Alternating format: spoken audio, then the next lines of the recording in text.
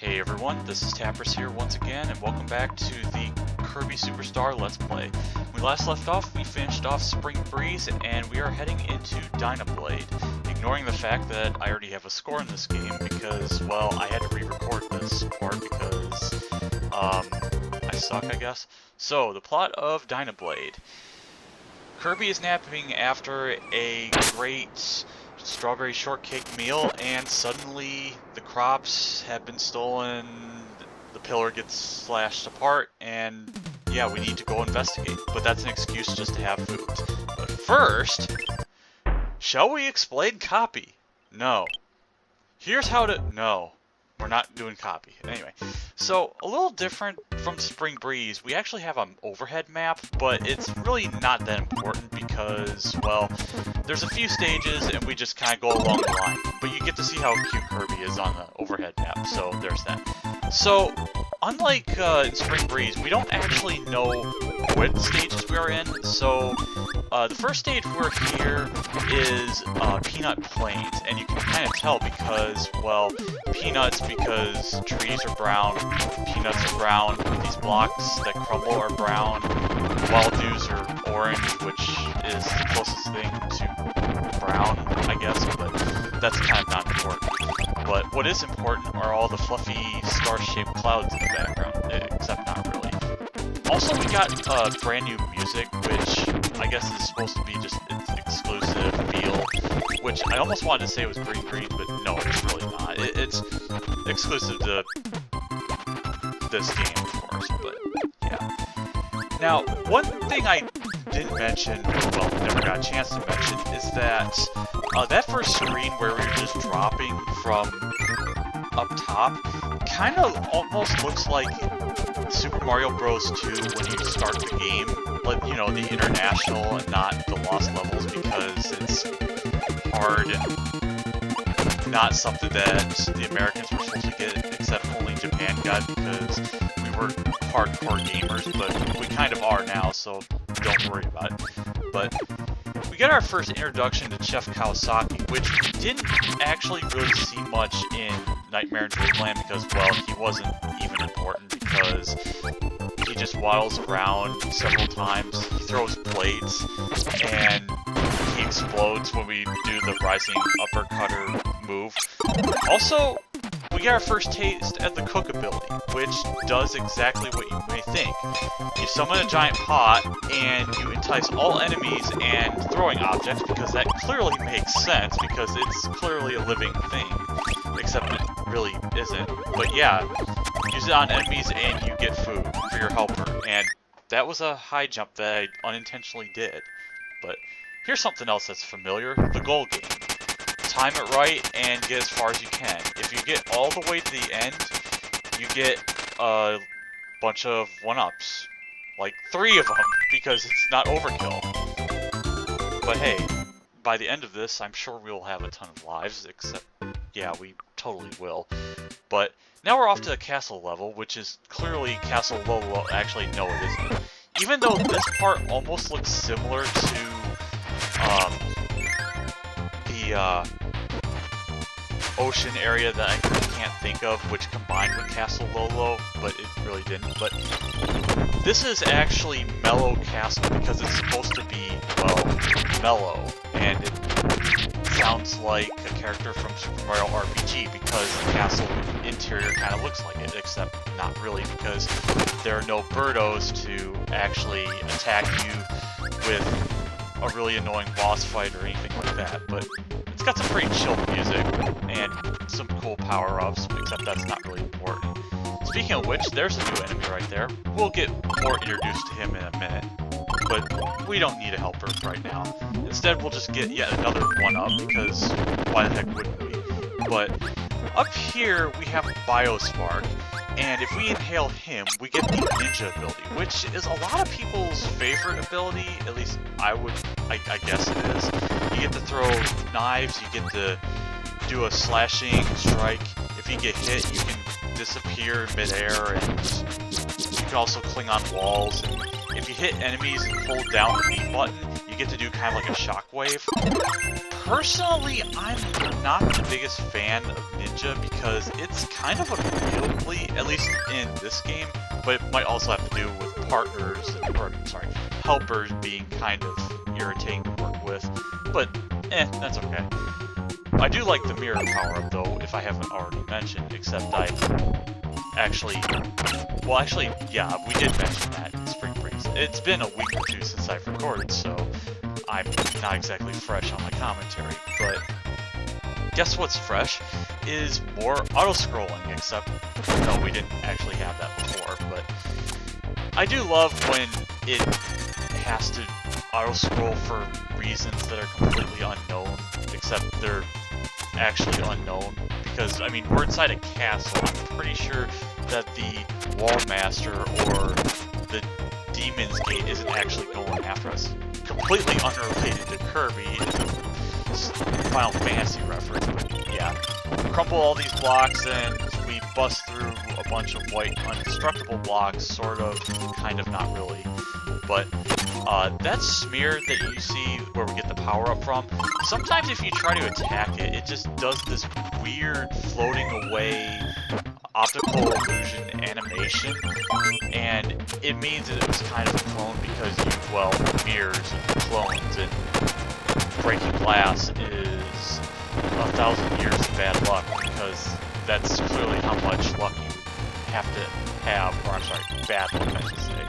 But got a reintroduction with Bonkers, and I'm trying to show off kind of a cool thing with the Wheelie Rider ability, aside from, well, seeing my partner Wheelie start to explode, but mainly if you can use the combo Wheelie Rider, and you get close enough to spin your tires at him, you can do really major damage, so that's something to really look forward to, and it's pretty decent in Spade runs, so there is that.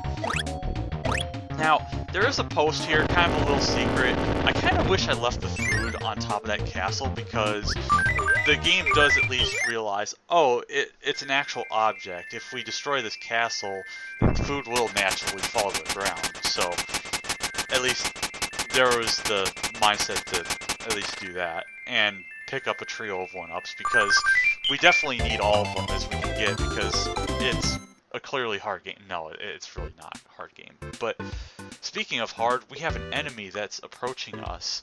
We have a new challenger, and it's an Iron Man, or Mom. I'm not really sure which translation it's supposed to be, but yeah, suddenly we have a mid-boss that's kind of here, and we are so interested in it that we have to kind of constantly bonk our head, because she's just kind of going through the motions, which is really great. And we get punched by a spherical ball, but we're just gonna chuck our hammer and take the fighter ability, because clearly she's a fighter ability user. Except, it's kind of weird considering there's another mid-boss later that you could almost say would be... Well, actually, no, I take that back. But inside here we have kind of a trophy room. This is one of two, which have a bunch of abilities you can grab, and also there's a Max Tomato, but that's not even important because you shouldn't die in a bonus area, clearly. But I grabbed the fire power-up because it's kind of useful in this first area, as long as I'm not getting bodied by star blocks, which I somehow was, but what I want to do is kind of just flame rush, attack, and pull off some really cool combos with the rolling fire and twin burners and all the other references to Final Fantasy VII. No, not even close. But yeah, clearly we want to get this one up because we totally haven't gotten that before, and for some reason I'm not jumping the headbutt blocks like I was before. But fortunately I have invincibility frames because I kind of need that. But this level here is Cocoa Caves, which has some really funky music, and it's kind of nice. We do get to hear this theme again, and this is one reason why I took the fire power, the fire/burning power, because we can burning fire through this whole area with the wind, and it looks really cool if it's done right. And I actually ended up having an attempt where this actually did relatively well, but unfortunately my no damage was ended because, well, Rockies are pretty hard. I mean, quite literally, and so is stone, because we just fall really fast and bust through a bunch of blocks. Be very careful when you use stone in this area, because you can fall all the way through and die. Except I clearly didn't die there because, well, somehow there was still a platform, which is actually how it's supposed to work, and we grabbed the beam power-up, but then I realized, oh, we haven't actually introduced a new power-up yet. So I actually have to get rid of all these power-ups so I don't take the old one. We have Yo-Yo, which is, well, totally a reference, but not a reference to Ness, because, well, he clearly uses a yo-yo a lot and not psychic powers like a normal person, but I don't even know what I'm talking about. But we get to do breakdance kicks, use yo-yo, we get to do a fancy up and down all around yo-yo attack. The breakdance doesn't actually work through going through blocks, and what I said was sounded very redundant, but that's not important. Yo-Yo's pretty popular ability, which, well, I don't know if I would say popular, but really good ability that people like to use, because you get to aim your yo-yo up and down all around, and also get to move pretty fast. But it's really curious why Kirby just has random warp stars just randomly in places where he needs to advance, because, I mean, you can't break through solid objects like that. I mean, forgetting the fact that we have fighter ability and that we get to see Bugsy just suplex our partner and then get what's coming to him. But, yeah, that's the end of Cocoa Cave. That's 3 areas, and we're already mostly at the end. We only have 1 area left. And this one actually has some pretty cool music, and I should also mention that in the last game of, well, Kirby's Adventure / Nightmare in Dreamland, we had Peanut Plain, Mellow Castle, and then we had Cocoa Cave. Now, to note that the stage areas don't actually spell out anything, sort of like Spring Breeze did. Kind of like how there was Roy G. Biv and some later stuff that we'll eventually know. But this one, well, there's no vowels, so you can't really spell out a particularly good word with 4 letters. I mean, even then, the name of the stages don't always actually start with the same letter. I mean, you have Mellow Castle, and then you have Candy Mountain, which, yeah, this is definitely Candy Mountain when you have flashing candy heart stars, which are stars and not candy hearts, so don't worry about that. But what I tend to like about some of these stages is that you have multiple ways to go, or, well, based on secrets, and I'm totally hitting the button with such great timing because I'm bouncing off walls, and, well, okay, right there I actually had to hit a button so that we could get the 1-up, which we didn't get upon actually going through it, but yeah, anyway. So, we have a new power-up that was introduced in this game called Wing, which is a nice aerial power-up where we don't actually inhale like a balloon. We don't channel our lanky powers, except lanky was totally a thing, but that's besides the point. Wing has a shotgun kind, or not even a shotgun, feather shooter, which does very minimal damage. We can dash real fast. We can do kind of a U-turn, body slam to the ground, which channels our energy and all that good stuff. And we also can sort of like hurl our enemies in the air, kind of like a grab maneuver, but we didn't particularly get to show it off, except we probably did. But we get a little secret room here, 2 max tomatoes. Clearly that was necessary because, well, we totally can't share our power with our helper if we had one. But here we have the second and last secret of Dyna Blade, which unlocks the other room, and also gives us one of the most useless or unnecessary abilities in the series.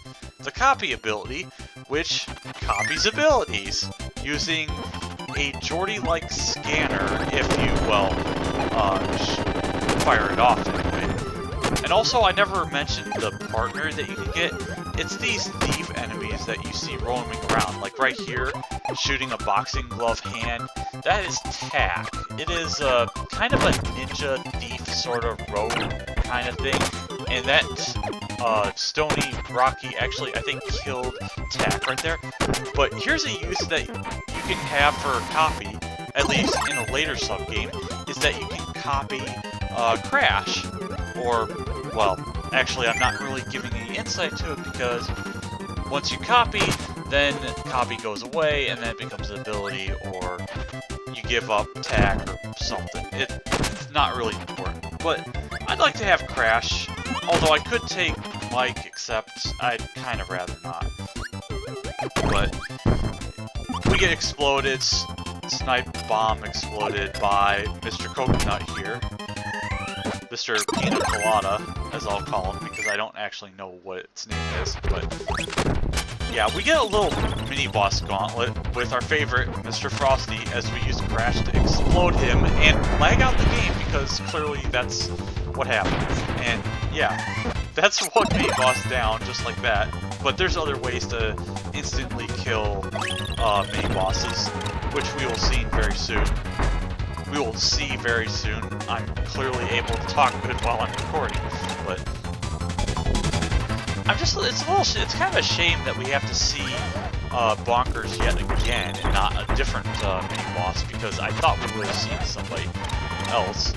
And I was gonna try to do the freeze ability combo ice sort of slide maneuver, but I clearly couldn't even handle that. But we do have the hammer ability, which if we use the up attack, we get to kill them instantly, which is pretty neat actually. I think you can do that with all of the mini-bosses in this game.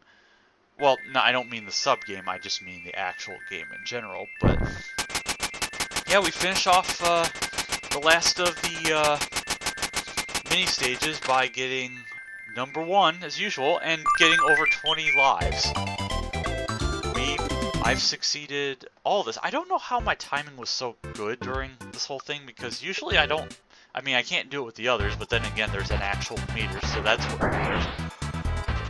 Now, you might be wondering, wow, you're getting rid of the hammer ability? Well, I wanted to show off some other abilities, which you may or may not see later, like Suplex, which is similar to Backdrop, except it is infinitely better because you have Pinpoint Kick, and you can also spawn watermelons, which is pretty nice. But the ability that I wanted to get from here for the upcoming fight, as unnecessary as it is Jet, which is another new ability where you can dash forward, you get to use your jet to hover in the air instead of float and shoot off pellets. You can do a jet dash, you can do a supercharged dash, jet kick, and all that other good stuff. You can charge and store everything for rocket boost, kind of all that good stuff. Now, jet is technically an ability that is very usable by speedrunners, but I'm using it because I've kind of barely used it ever, as we get to fight Dyna Blade and put a stop to her tyranny of destroying our crops and allowing us to have our juicy apple when we get a chance. And completely miss on the shockwave attack, because, yeah. So, some of it, Dyna Blade's main attacks is when it lands on the ground, it shoots stars, it can shoot fireballs, it can do kind of this, it has this tell where you can, where she just does a U-turn, and if she grabs you with her talons, you will take a lot of damage. And for some reason, I'm trying to get one of the stars to show off a cool move, but I clearly can't do that. And then also you saw that she could disappear in the background and attack. And then And she can hurt you if her body actually touches you. Sadly, I couldn't do kind of a jet off screen, and yeah, Dynablade just kind of freaks out. And we get to see the reason why Dynablade kind of went crazy in Dreamland. Her baby chicks want food and are hungry. They want to eat. So naturally, we're gonna take up the helm of her mother since she's dead, and we're gonna just pester Wispy Woods and drop a ton of apples, because he's a butt monkey. Except he's a tree and not a monkey. Not an actual animal, but a living tree, except that's not important. But yeah, that was Dynablade, and it's a pretty unique, fun little game. It's not very long. It might take maybe 5 minutes if you're a speedrunner. But next time, we will be going to the next game called The Great Cave Offensive. So this has been Tapperus, and I'll see you again next time.